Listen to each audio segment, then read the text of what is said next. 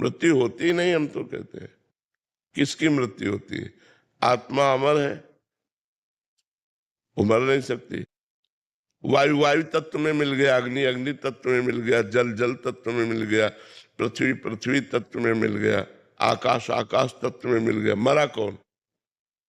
कोई नहीं मरा। आप विचार करके देखिए, आत्मा अमर है और पंचभूत पंचभूतों में मिल गए, तो मरा कौन?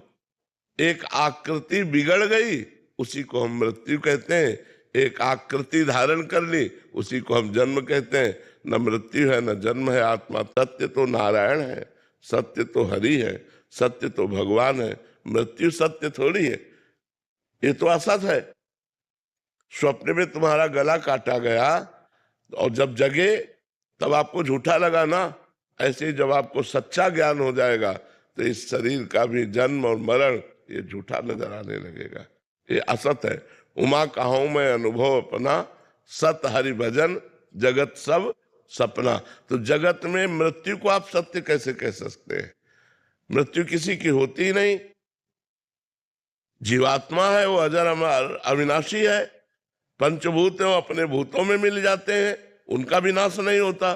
तो फिर नाश किसी का हुआ ही नहीं। एक आकृति का नाश होना मृत्यु मान लेते हैं, एक आकृति का नया रूप धारण कर लेना जन्म मान लेते हैं। भगवान वैकुंठनाथ के उपासना में जो महापुरुष डूबे हुए हैं, उनसे मंत्र लीजिए। नारायण मंत्र, हरि मंत्र, जो भी मंत्र दें, उस मंत्र के प्रभाव से भगवान का दासत्व प्राप्त होता है, भगवान की सेवा प्राप्त होती है।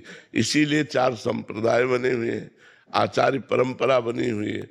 आचार्यों ने आकर के मंत्र दिए, आपको गुरु की प्राप्ति होगी नाम जप से। और जब गुरु मंत्र देंगे तो मंत्र के प्रभाव से भगवान के दासत्व की प्राप्ति होती। नहीं तो जैसे गोपी भाव है, दास्य भाव है, सख्य भाव है, वात्सल्य भाव है, सहचरी भाव है, इन भावों की प्राप्ति मंत्रों से होती है।